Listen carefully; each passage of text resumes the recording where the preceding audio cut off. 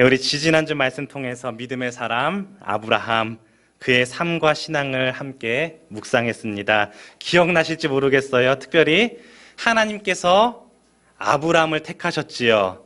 그리고 그에게 복이 될지라라는 약속을 주셨어요.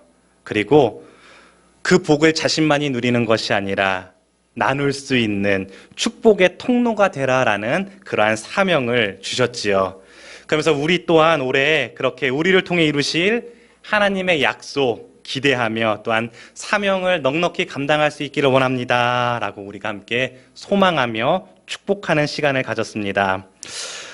말씀의 내용 지지난주 이렇게 잠깐 기억해 보시면은 아브라함은 하나님의 부르심과 그 약속을 바라보며 어떻게 했지요? 말씀을 따라갔다. 말씀을 따라갔고 또 인도하시는 자리자리마다 무엇을 했는가? 바로 제단을 쌓고 예배를 드렸습니다. 또한 다른 것을 의지하지 않았어요. 여호와의 이름을 부르며 그렇게 주님의 능력을 힘입어 나아갔습니다. 그래서 우리 임마누엘 공동체도 그렇게 말씀의 능력을 사모하며 말씀을 따라 나아가자. 계속해서 말씀 우리 설교 때마다 선포하면서 그러한 신앙의 목표를 가지고 말씀 읽기, 묵상하기, 실천하기 그렇게 우리가 힘쓰고 있습니다. 참 우리 임마누엘 성도님들께 감사드려요. 제가 소식을 듣고 있어요. 우리 성도님들 삶의 자리에서 그렇게 말씀 가운데 많은 은혜를 누리고 계심을 듣게 됩니다. 목장에서도 같이 또 말씀을 읽으시고 가정에서도 식구들이 함께 또 말씀을 묵상하시고 또 개인적으로 그렇게 모두가 말씀의 삶을 힘쓰고 계심이 담임 목회자로 또 얼마나 기쁘고 감사한지 모르겠습니다. 우리 서로를 격려했으면 좋겠어요. 우리 서로를 격려하며 박수 한번 할까요?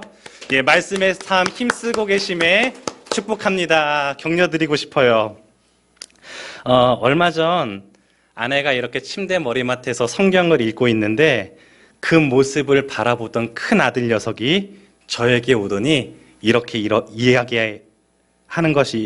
이야기합니다. 아빠, 나는 이번에 틀렸어. 아빠, 나는 끝났어.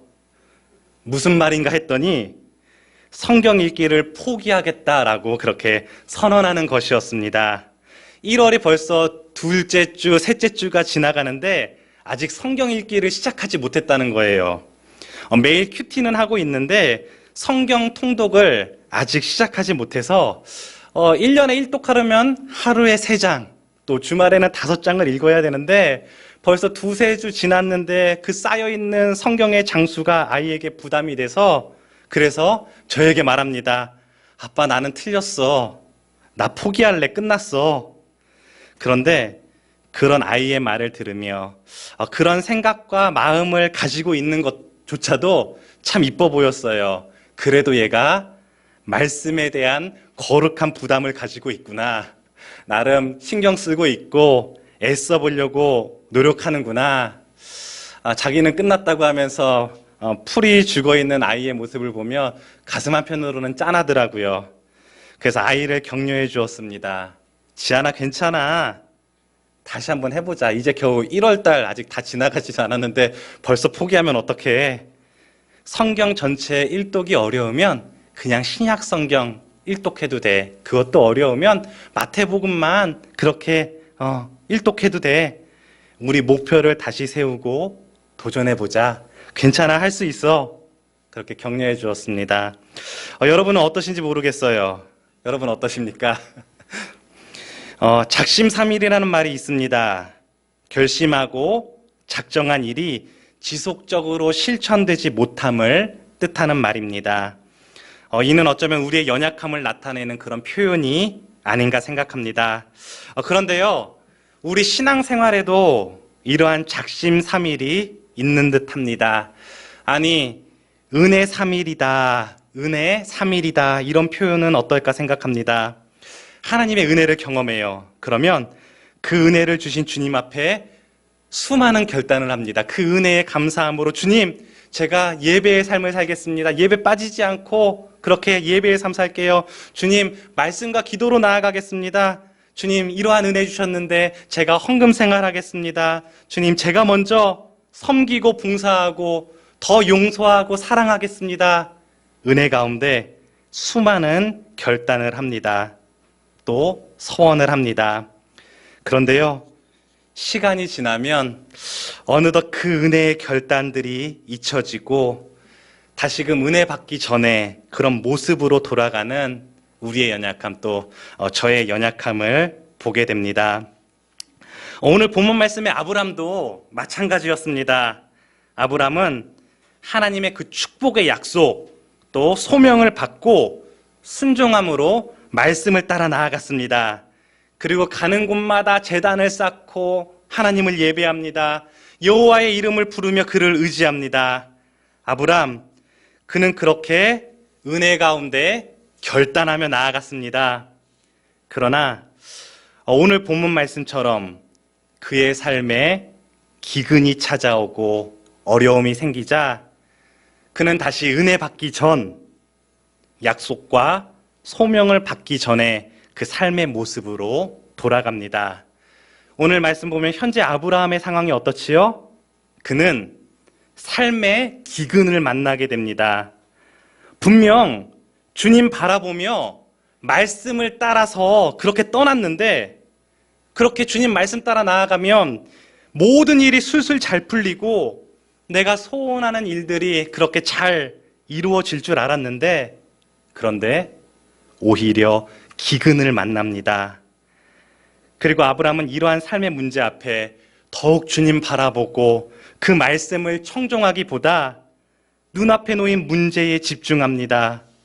그리고 그 문제를 해결하기 위해 자신의 힘과 능력으로 안간힘을 씁니다. 우리 10절 말씀 같이 한번 읽어볼까요? 10절의 말씀 함께 있습니다. 그 땅에 기근이 들었으므로 아브람이 애굽에 거류하려고 그리로 내려갔으니 이는 그 땅에 기근이 심하였음이라. 아멘. 여호와의 이름을 부르며 그렇게 말씀을 따라갔던 아브라함, 그는 온데간데 없고 자신의 생각과 판단을 쫓아 애굽으로 내려갑니다. 믿음의 눈을 들어 주님 바라보고 그 음성을 기다리며 주님을 따라간 것이 아니라 상황과 형편을 바라보며 지극히 인간적인 판단으로 자신의 눈에 부해 보이고 풍요롭게 보이는 그런 애굽을 향해 선택하며 나아갑니다.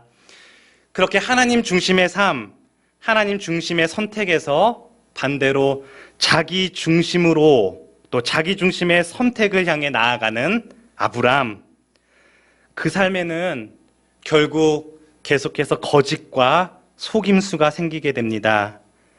계속해서 나 중심의 이기적인 선택을 하게 됩니다. 우리 11절부터 13절까지 한번 같이 볼까요? 11절부터 13절 시작.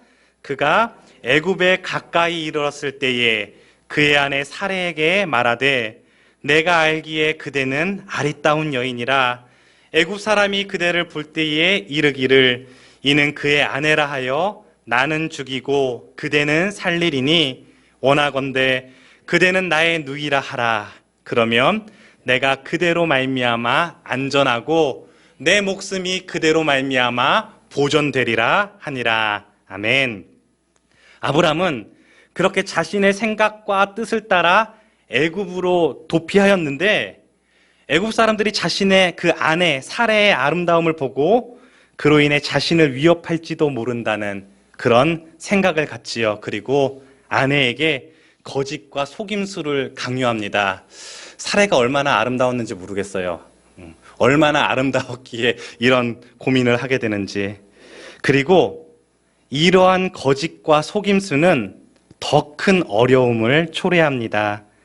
그의 거짓과 속임수로 인해 그 아내 사레가 바로의 아내가 되게 되지요. 19절 말씀 같이 한번 볼까요? 19절의 말씀 시작. 내가 어찌 그를 누이라 하여 내가 그를 데려다가 아내를 삼게 하였느냐? 내 아내가 여기 있으니 이제 데려가라 하고. 19절 말씀 보면 바로가 아브라함의 그 아내 사레를 자신의 아내로 삼았다라고 그렇게 기록하고 있지요. 뿐만 아니라 이 일들로 인해 하나님께서는 바로와 그 집에 큰 재앙을 주셨어요. 17절 말씀 같이 볼까요? 어떤 재앙을 주셨는지. 17절 시작. 여호와께서 아브라함의 아내 사레의 일로 바로와 그 집에 큰 재앙을 내리신지라. 아멘. 이는 모두 아브라함의 인간적인 생각, 나 중심의 그런 이기적인 선택이 가져온 결과입니다. 그리고 아브라함이 이와 같이 선택한 것은 그의 삶에 주님 주신 그 약속을 잊었기 때문이에요. 주님 분명 말씀하셨어요. 너로 하여금 큰 민족을 이루고 내 이름을 창대케 하고 복이 될지라 라는 그 약속의 말씀을 잊은 결과 그는 하나님 없는 선택, 하나님 없는 과거의 삶으로 돌아갑니다. 큰 민족을 이루시겠다고 그렇게 약속하셨음에도 불구하고 그 약속을 잊고 자신의 목숨이 그렇게 위협받는 것을 염려합니다. 내 이름을 창대케 하겠다고 말씀하셨음에도 불구하고 그 약속을 잊고 자신의 아내를 바로의 아내로 넘겨주게 됩니다. 복이 될지라 그렇게 축복의 통로가 되라고 말씀하셨음에도 불구하고 그는 그의 불순종으로 인해 오히려 바로와 그의 집에 큰 재앙을 안겨줍니다. 말씀을 따라가며 제단을 쌓고 여호와의 이름을 부르던 아브람이었지만 이 모든 하나님과의 약속을 잊고 삶의 환경과 형편만을 바라본 그런 자기중심의 인간적인 선택의 결과였습니다. 그러나 신실하신 하나님께서는 늘 그러했듯이 아브라함과의 약속을 이루시기 위해 그들을 바로의 손에서 벗어나게 하십니다. 우리 본문 20절 말씀 같이 읽어볼까요? 20절의 말씀 시작. 바로가 사람들에게 그의 일을 명하매 그들이 그와 함께 그의 아내와 그의 모든 소유를 보내었더라. 아멘. 작심삼일이었지만 그럼에도 불구하고 우리 주님께서는 아브라함을 포기하지 않으십니다. 여전히 그를 사랑하시며 돌보시며 그러한 아픔 가운데서도 회복해 하십니다. 이것이 바로 오늘 우리 임마누엘 성도들과 함께 나누고자 하는 그 말씀의 핵심입니다. 때때로 우리의 삶에도 작심삼일, 은혜 삼일의 그런 모습이 있을지 모르겠습니다. 그러나 그럼에도 불구하고 우리 하늘아버지께서는 여전히 우리를 위로하시고 격려하시고 다시 세우시는 그런 은혜와 사랑의 아바 아버지가 되십니다. 우리 베드로의 삶을 잠깐 한번 생각해 볼까요? 베드로가 은혜가 충만하여 주님 앞에서 말합니다. 이렇게 얘기했어요. 세상 모든 사람들이 주님을 떠난다 할지라도 나는 결코 주님을 떠나지 않을 것입니다. 나는 어떤 상황이 생겨도 주님을 배신하지 않을 것입니다. 베드로는 그렇게 은혜 가운데 고백하며 결단합니다. 그러나 그렇게 주를 떠나지 않겠다고 호언장담하던 그는 그 삶의 어려운 상황과 위험이 처해지자 예수님을 모른다고 합니다. 아니 오히려 예수님을 저주까지 하지요. 그리고 베드로는 이러한 작심삼일, 은혜 삼일에 자신의 모습에 실망하고 포기합니다. 이제 나는 틀렸어. 나는 실패했어. 내가 늘 그렇지 뭐. 그는 낙심 가운데 과거의 삶으로, 고기나 잡던 예전의 삶으로 돌아갑니다. 그러나 우리 주님께서는 그런 베드로를 포기하지 않으십니다. 외면하지 않으십니다. 부활의 주님께서 다시금 그에게 찾아가 그 모든 상처, 아픔 위로하시고 치유하십니다. 용서와 사랑 가운데 다시금 그를 일으켜 세워주시고 그로 하여금 다시 사명의 길에 서게 하십니다. 우리가 잘나서가 아니에요. 우리가 약속하고 결단한 것들 잘 지켜서가 아니라 하나님께서 우리를 택하셨기에 하나님께서 저와 여러분을 택하시고 자녀 삼아 주셨기에 그 택한 백성을 끝까지 포기하지 아니하시고 붙드시는 아버지의 사랑, 아버지의 은혜인 줄 믿습니다. 2022년 1월이 벌써 끝나가고 있어요. 이 시점에서 스스로에게 다시 한번 질문했으면 좋겠어요. 두 가지 질문. 여러분들 한 해를 시작하며 연초에 세우신 계획들 무엇이 있습니까? 한 해를 시작할 때 여러분들 하나님 앞에 결단하며 고백하며 세웠던 그런 삶의 결단, 신앙의 결단, 또 개인적으로, 가정적으로, 우리 공동체적으로 함께 주님 앞에 올려드렸던 그런 계획과 결단들. 또 하나의 질문입니다. 혹 우리의 삶에 작심삼일, 또 은혜 삼일의 그런 모습들이 있지는 않습니까? 하나님 앞에 결단하고도 어느 순간 잊혀지고 또 포기한 우리의 연약함 무엇이 있는지 모르겠습니다. 그리고 우리 다시 기억하고 일어날 수 있기를 바랍니다. 우리 주님께서는 우리의 그런 모든 연약함을 이미 알고 계십니다. 그러나 그럼에도 불구하고 여전히 우리를 포기하지 아니하시며 다시 찾아와 주시고 세워주시고 회복시키시고 인도해 주시는 줄 믿습니다. 작심삼일에 연약한 우리들임에도 불구하고 여전히 우리를 사랑하시고 여전히 우리와 함께 하시고 여전히 우리를 붙드시고 인도하시는 하나님, 우리의 연약함을 보시며 위로와 격려와 사랑으로 감싸주시고 회복해 하시는 하나님, 아니 그 모든 죄악과 연약함까지도 사하시기 위해 이 땅에 오셔서 우리 위해 죽으시고 부활하신 은혜와 사랑의 예수 그리스도. 사랑하는 성도 여러분, 주님의 뜻을 따르며 결단하며 나아가는 그 삶의 자리에도 기근이 있을 수 있습니다. 주님의 말씀을 따라가는 그 걸음 가운데도 위험이 있을 수 있습니다. 때때로 우리의 삶의 고난과 아픔, 녹록치 않은 그 삶의 현실 앞에 때론 우리에게 작심삼일, 은혜 삼일의 모습이 있다 할지라도 우리 너무 자책하거나 포기하지 맙시다. 여전히 나를 바라보고 계시며 나를 포기하지 아니하시고 위로하시고 격려하시며 붙들어 주시는 그 주님 앞에 우리 다시 일어섭시다. 다시 한번 결단합시다. 저는 구정이 참 좋아요. 왜냐? 다시 한번 결단하고 시작할 수 있는 그런 기회가 되기 때문입니다. 새롭게 시작한 2022년 구정을 맞아 우리 지난 한 달여간의 시간을 돌아보며 그 삶 속에서도 여전히 우리를 응원하시며 약속을 이루어 주시기 원하시는 그 주님 바라보며 우리 다시 한번 힘차게 일어납시다. 다시 한번 주님과의 약속 기억합시다. 다시 한번 주님 주신 그 사명의 자리 나아갑시다.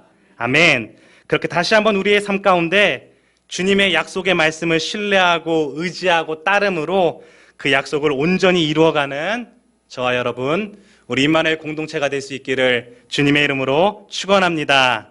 아멘.